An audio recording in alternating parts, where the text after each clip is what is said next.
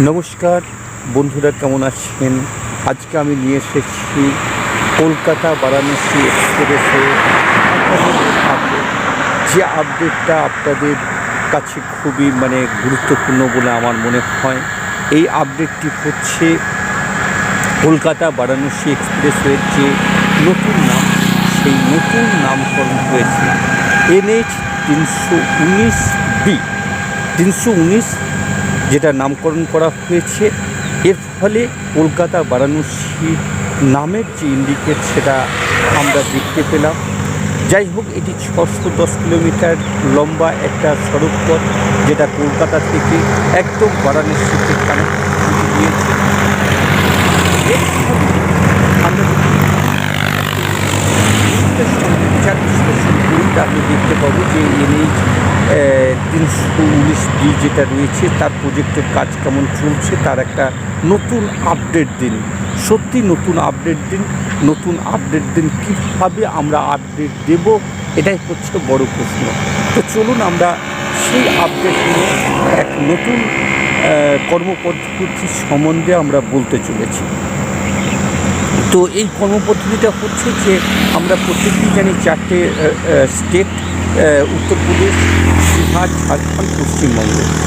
উত্তরপ্রদেশের বারহুলি থেকে একবারে কলকাতা হয়ে NH 34-এর সঙ্গে সংযোগকারী এই কলকাতা বারাণসী এক্সপ্রেসওয়ে এক নতুন দিগন্ত খুলে দিচ্ছে।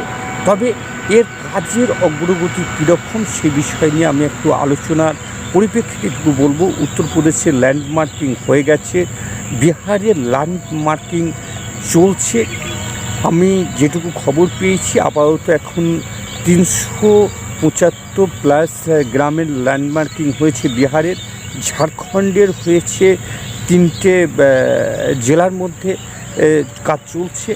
এছাড়া আমাদের পশ্চিমবঙ্গ মমতা বন্দ্যোপাধ্যায়ের কর্মপদ্ধতি এবং কর্মপ্রচেষ্টার ফলে যে সমস্ত প্রকল্পগুলো আটকে ছিল তার মধ্যে কলকাতা বারাণসীর এই এক্সপ্রেসওয়ের যে কাজটা সেটা আমরা দেখেছি। ডিসেম্বর 2023-এ চটজলদি কাজ শুরু হয়ে গেছে, যেটা চলছে যে বাঁকুড়া পুরুলিয়া হাওড়ার কাছে একটু জমিজট সমস্যা ব্যাপক পরিমাণে রয়েছে, এটা একটুখানি বলতে হবে না।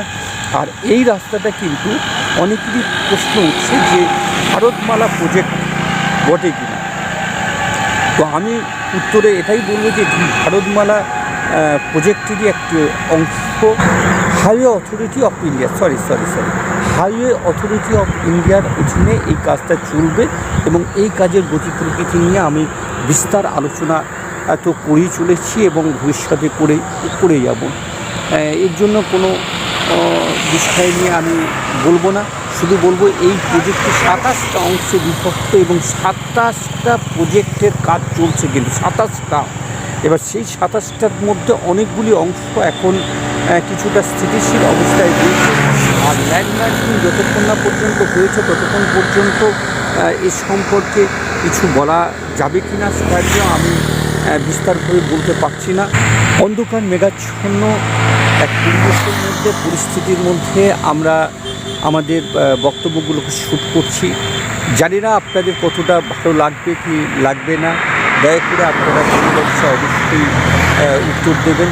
আমি এই মুহূর্তে রয়েছি একটা স্টেট হাইওয়ের উপর এবং সেখান থেকে আমি বিস্তার বিষয়টাকে দেখানোর চেষ্টা করব।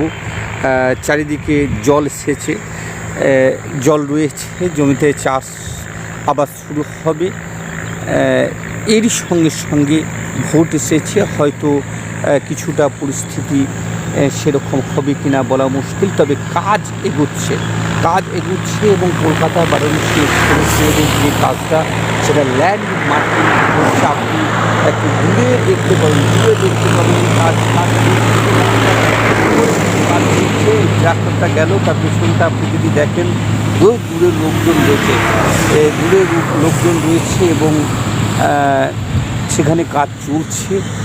আমি দেখানোর চেষ্টা করছি।